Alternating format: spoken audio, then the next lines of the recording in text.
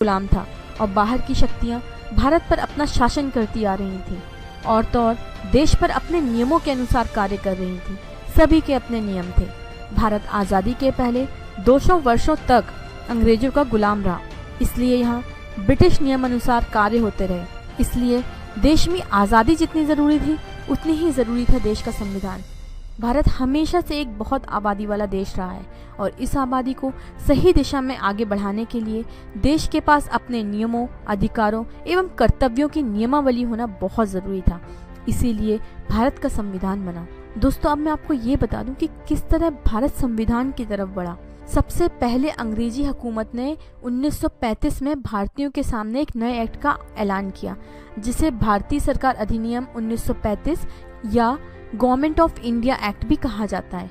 इस कानून के कई नियम आज भी हमारे भारतीय संविधान में शामिल हैं, लेकिन यह कानून पूरी तरह से भारतीयों को कभी पसंद नहीं आया और भारत में काफ़ी द्वेष बढ़ गया।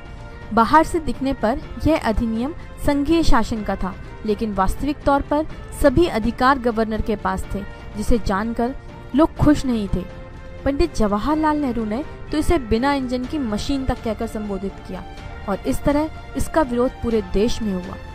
सभी दलों और जानकारों के मतानुसार 1945 में डॉक्टर तेज बहादुर ने संविधान का एक प्रारूप तैयार किया, लेकिन अब तक भारत परतंत्र ही था। परंतु इस वक्त ब्रिटिश सरकार की द्वितीय विश्व युद्ध के कारण काफ़ी हालत खराब थी और इनफैक्ट देश में भी एक के बाद एक नए आंदोलन जैसे भारत छोड़ो आंदोलन, आज़ाद हिंद फौज का गठन होना, इन सबों ने ब्रिटिश हुकूमत को हिला कर रख दिया था। इनफैक्ट ब्रिटिश सरकार की अपने खुद के देश की स्थिति बहुत खराब थी, क्योंकि जो उनके वर्तमान प्रधानमंत्री चर्चिल थे उनकी हार हो चुकी थी और नए प्रधानमंत्री बन चुके थे। ऐसे में सत्ता में आते ही भारत पर अपना कब्जा छोड़ना इन्हें थोड़ा रास नहीं आ रहा था।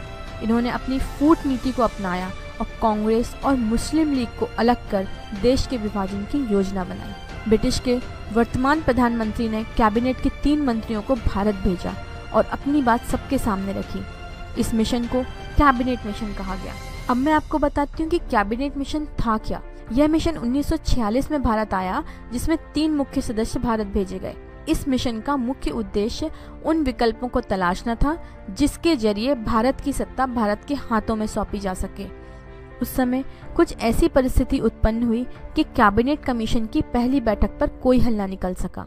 इस बैठक में मौलाना आज़ाद, सरदार वल्लभ भाई पटेल, पंडित जवाहरलाल नेहरू, खान अब्दुल गफ्फार खां, लियाकत अली खां, जिन्ना, नवाब इस्माइल खां और सरदार निश्तर तथा नवाब मोहम्मद हमीदुल्लाह हाजिर थे। यह बैठक शिमला में हुई थी। अंग्रेजों ने अपनी जिद नहीं छोड़ी और 16 जून 1946 को देश के विभाजन का फैसला ले लिया और इस फैसले के साथ यह भी तय हुआ कि देश को आज़ादी मिल जाएगी और यहाँ से शुरुआत हुई संविधान बनने की प्रणाली का। अब मैं आपको बताती हूँ कि संविधान लिखने की शुरुआत कैसे की गई। जैसे ही ये स्पष्ट हुआ कि अंग्रेज भारत की सत्ता देश को सौंप देंगे, वैसे ही चिंता सबसे ज़्यादा ये थी कि भारत में अब अपना संविधान होना बहुत ज़रूरी है। संविधान की पहली बैठक डॉक्टर सच्चिदानंद की अगुवाई में हुई, जो कि 9 दिसंबर 1946 को हुई। इस सभा का अध्यक्ष पूर्व राष्ट्रपति डॉक्टर राजेंद्र प्रसाद को चुना गया। इसके बाद 13 दिसंबर 1946 को संविधान की एक रफ रूपरेखा तैयार की गई, जिसे पंडित जवाहरलाल नेहरू ने सबके सामने पढ़ा।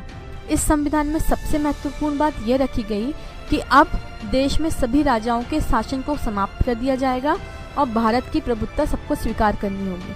और 22 जनवरी 1947 को कई तरह के विरोध के बाद इस प्रस्ताव को पारित कर दिया गया। वैसे तो ये एक बहुत कठिन समझौता था, लेकिन सरदार वल्लभ भाई पटेल जैसे नेताओं ने सभी राजाओं को एकजुट किया और राजाओं ने कांग्रेस को अपना समर्थन दिया। 14 जुलाई 1947 को नेहरू जी ने संविधान की बैठक में देश के चिन्ह तिरंगा ध्वज का ऐलान किया और जिसका सभी ने तहे दिल से समर्थन किया। इसके बाद अंग्रेजों के द्वारा हुई बातचीत के आधार पर भारत पाकिस्तान का विभाजन हो गया और इतने संघर्षों के बाद 15 अगस्त 1947 को देश आज़ाद हो गया। देश आज़ाद तो हो चुका था, लेकिन इसे एक दिशा में सुचारू रूप से गति देने के लिए भारत का संविधान अभी भी पूर्णतः नहीं बना था।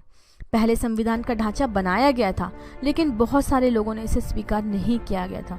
इसलिए एक नई कमेटी का गठन किया गया। संविधान का निर्माण करने के लिए उसमें कुछ सदस्यों को जोड़ा गया, जिससे हर क्षेत्र को नेतृत्व की दृष्टि से प्रमुख लोगों को शामिल किया गया। संविधान को तैयार करने में 389 सदस्यों की भूमिका रही और इस समिति के सदस्य डॉक्टर भीमराव अंबेडकर को बनाया गया। संविधान की कमेटी में कौन कौन से सदस्य शामिल थे वो मैं आपको बता देती हूँ। उसमें थे डॉक्टर भीमराव अंबेडकर, संजय फेक, पंडित जवाहरलाल नेहरू, चक्रवर्ती राजगोपालाचार्य, डॉक्टर राजेंद्र प्रसाद, सरदार वल्लभ भाई पटेल, कन्हैयालाल मानकेलाल मुंशी, गणेश वासुदेव मावलकर, संदीप कुमार पटेल, अबुल कलाम आज़ाद, श्यामा प्रसाद मुखर्जी, नलिनी रंजना घोषाल,